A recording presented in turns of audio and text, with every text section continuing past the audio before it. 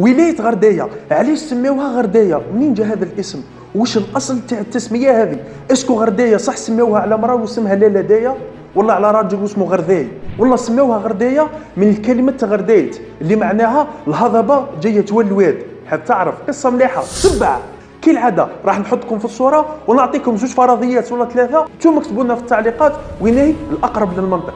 الفرضية الأولى يقول لك إنه اسم غردية جاي من اسم مرأة واسمها لالا دايا، ولالا دايا هذه جايه من قبيلة سعيد عتبة الهلالية، كانت عايشة هي وراجلها وولادها كيفها كيف أي سكان الصحراء الجزائرية وقت فات، يعني كانوا بدوا رحل يعيشوا في البلاصة اللي يلقاو فيها الماء والماكلة. واحد الخطرة صارت لها حاجة لم تكن في الحسبان، مرض راجلها وبعد مدة وهي تعالج فيه توفى.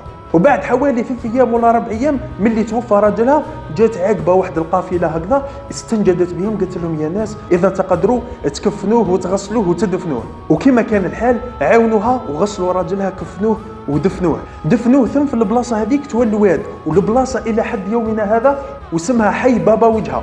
ولا تهزت ولادها وراحت ثم كاين جبل ثم وفيه غار عاشت فيه قريب القبر تاع راجلها حتى ماتت. ولا اي واحد عاقب من ثم من القوافل ولا البدو الرحل يسمع بالقصه تاعها، ولات السيره على كل لسان.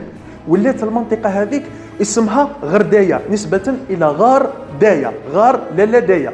الفرضيه الثانيه يقول لك انه اسم غردايه جاء من الاسم تاع هذا السيد واسمه غرداي يصلصن المطماطي، وهذا السيد هو جد القبيله تاع تلي كفتان. غرداي هذا كان من كبار الابايضه في بني مزاب. النظريه الاخرى يقول لك انه اصل التسميه تاع غردايه جايه من كلمه تغرديت. تغرديت معناتها الهضبه الواقعه بمحاذاه الوادي، وهذا هو اصل التسميه تاع ولايه غردايه. اكتبوا لنا في التعليقات اسكو رانا صحاح ولا رانا غالطين. ما تنساوش تسقسوا ناس غردايه وقولوا لنا واش من ولايه حابين المره الجايه. سلام.